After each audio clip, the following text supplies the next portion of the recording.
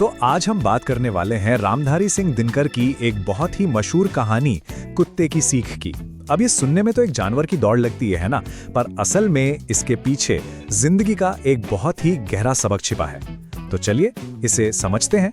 पूरी कहानी का जो सार है ना, वो इसी एक सवाल में छिपा हुआ है। क्या जीत हमेशा उसी की होती है जो तेज है, जो ज्यादा ताकतवर है? जैसा कि हम इस कहानी में देखेंगे, इसका जवाब शायद उतना सीधा नहीं है जितना हमें लगता है।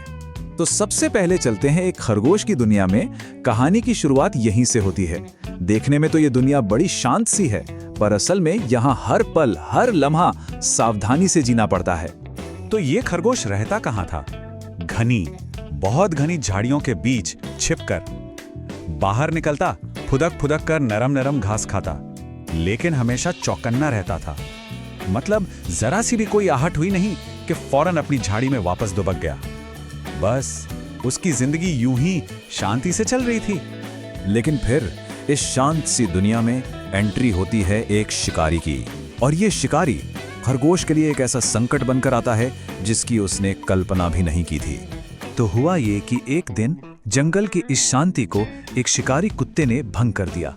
वो हर झाड़ी को सूंघता, छोटे छोटे जानवरों की गंध लेता हुआ आगे बढ़ रहा था। और जैसे जैसे वो आगे बढ़ रहा था, जंगल का तनाव भी बढ़ता जा रहा था। और फिर वो पल आ ही गया। कुत्ता सूंघते सूंघते ठीक उसी झाड़ी के पास पहुंच गया जहां बेचारा खरगोश सो रहा था। कुत्ते की सांसों की गर्म हवा और आवाज से खरगोश की नींद टूटी, और आंख खुलते ही उसने जो देखा वो क्या था?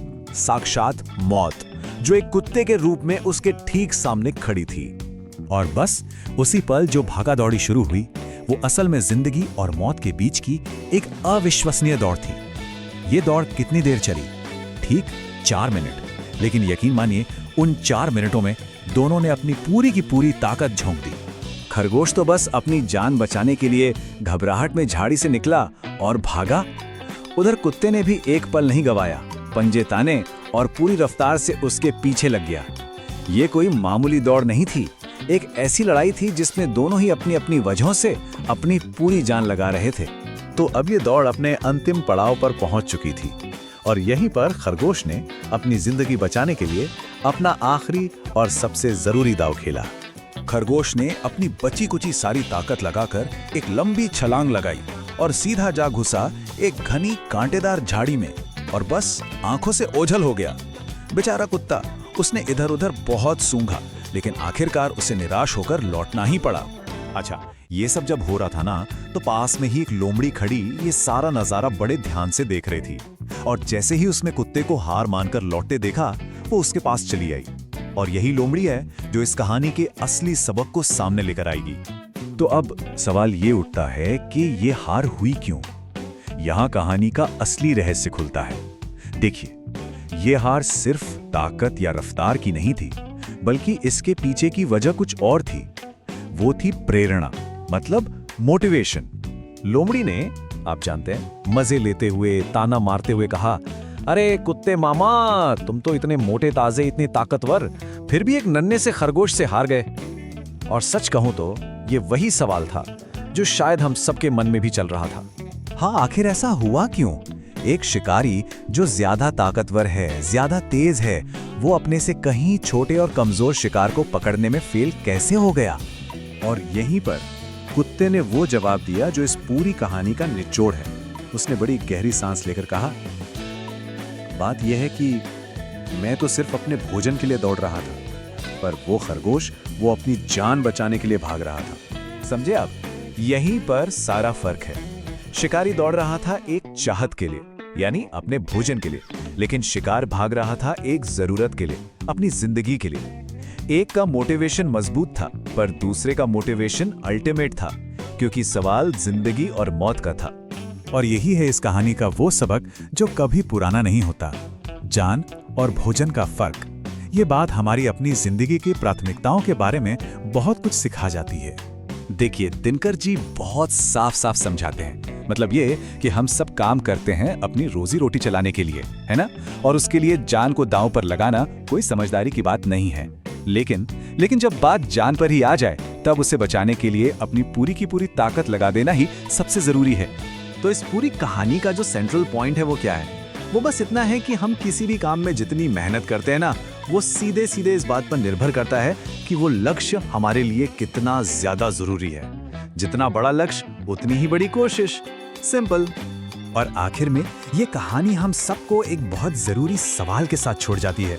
सोचने वाली बात है कि अपनी अपनी जिंदगी में हम कब सिर्फ भोजन के लिए दौड़ रहे होते हैं और कब अपनी जान बचाने के लिए। ક્યારે વિચાર્યું છે કે જંગલમાં થતો એક સાવ સામાન્ય પીછો આપણને પ્રેરણા વિશે કેટલું બધું શીખવી શકે છે? આજે આપણે એક એવી જ દંતકથાનું વિશ્લેષણ કરીશું જે પ્રયત્ન, અસ્તિત્વ અને સૌથી અગત્યનું દ્રષ્ટિકોણ પાછળનું એક બહુ મોટું સત્ય ઉજાગર કરે છે. તો સવાલ એ છે કે કોઈના પ્રયત્નોને આપણે માપીએ કેવી રીતે? શું એ તાકાત અને કદથી મપાય કે પછી તેની પાછળ કોઈ ઊંડું છુપાયેલું કારણ હોય છે?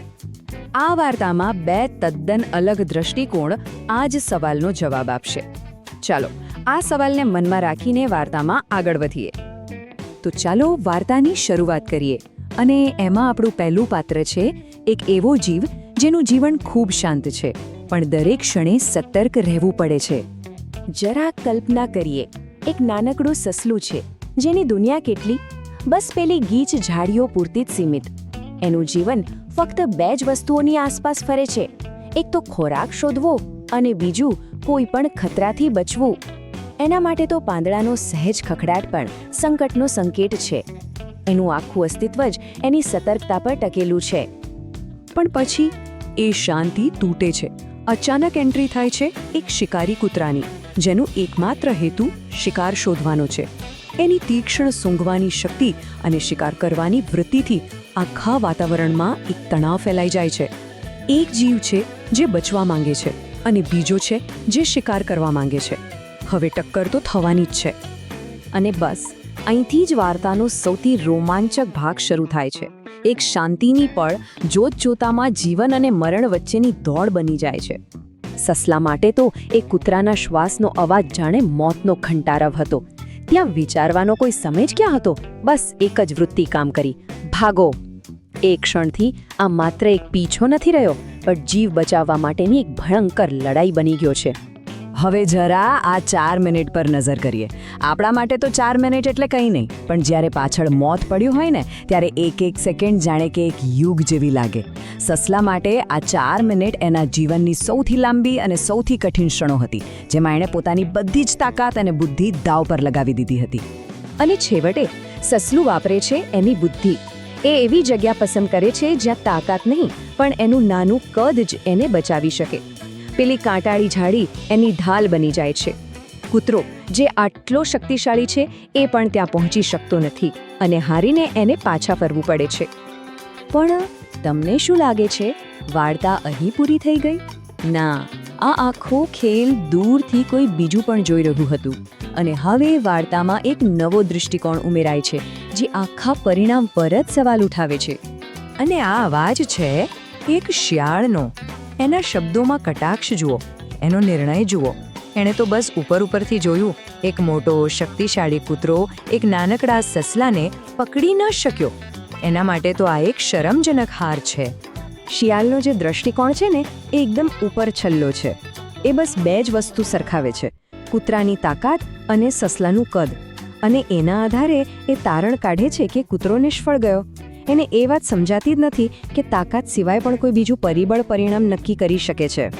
સાવ બહારના વ્યક્તિનો અધૂરો અભિપ્રાય.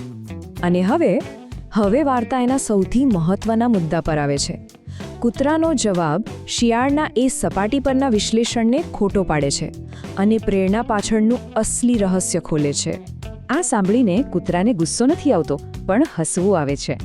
કેમ? કારણ કે એ જાણે છે કે શિયાળ એક એવી હકીકત ચૂકી રહ્યું છે જે સૌથી મહત્વની છે. એનું હસવું એ વાતનું પ્રતીક છે કે પરિણામ હંમેશા તાકાતથી નક્કી નથી થતું. એક રહસ્ય છે જે શિયાળની સમજની બહાર છે. અને આ જ છે આખી વાર્તાનો સાર. એક જ વાક્યમાં કૂતરાએ બધું સ્પષ્ટ કરી દીધું. આ દોડમાં બંનેના હેતુમાં જમીન આસમાનનો ફરક હતો. આ એ બિંદુ છે જ્યાં શિયાળનો હાર જીતનો દૃષ્ટિકોણ અને કૂતરાનો પ્રેરણાનો દૃષ્ટિકોણ એકબીજાથી તદ્દન જુદા પડે છે. જુઓ, આ તફાવત બધું જ એકદમ સાફ કરી દે છે. કૂતરા માટે દાવ પર શું લાગ્યું હતું? બસ એક ટંકનું ભોજન. જો એ હારી જાય તો ભૂખ્યો રહે. પણ સસલા માટે દાવ પર શું હતું? એનો પોતાનો જીવ. જો એ હારી જાય તો એનું મૃત્યુ નક્કી હતું. અને જ્યારે દાવ પર જીવન લાગેલું હોય ને, ત્યારે પ્રયત્નની તીવ્રતા આપોઆપ અનેક ગણી વધી જાય છે. તો આ વાર્તાનો જે બોધ છે એ ફક્ત જંગલના પ્રાણીઓ માટે નથી. ના, એ તો જીવનના એક મોટા સાર્વત્રિક સિદ્ધાંતને ઉજાગર કરે છે. મજાની વાત તો એ છે કે આપણા પ્રાચીન શાસ્ત્રો પણ આ જ વાત કહે છે કે જીવનની સુરક્ષા એ પહેલી પ્રાથમિકતા છે. આજીવિકા એટલે કે કૂતરાનું ભોજન જરૂરી છે, પણ જીવન કરતાં વધારે નહીં. અને જ્યારે જીવન પોતે જ સંકટમાં હોય ત્યારે વ્યક્તિએ સસલાની જેમ પોતાની બધી જ શક્તિ એને બચાવવા પાછળ લગાવી દેવી જોઈએ. તો છેલ્લે આ એક સવાલ આપણી જાતને પૂછવા જેવો છે. આપણા જીવનમાં ક્યારે એવું બન્યું છે કે કોઈ કામ પાછળ દાવ પર શું લાગેલું છે એનાથી આખું પરિણામ નક્કી થયું હોય? શું આપણે પણ ક્યારેક શિયાળની જેમ ફક્ત બહારથી પરિણામ જોઈને કોઈને જજ કરી લઈએ છીએ? કે પછી કૂતરાની જેમ એ પ્રયત્ન પાછળની અસલી પ્રેરણાને સમજવાનો પ્રયત્ન કરીએ છીએ? કદાચ સાચો પ્રયત્ન તાકાતથી નહીં, પણ જરૂરિયાતની તીવ્રતાથી જ મપાય છે.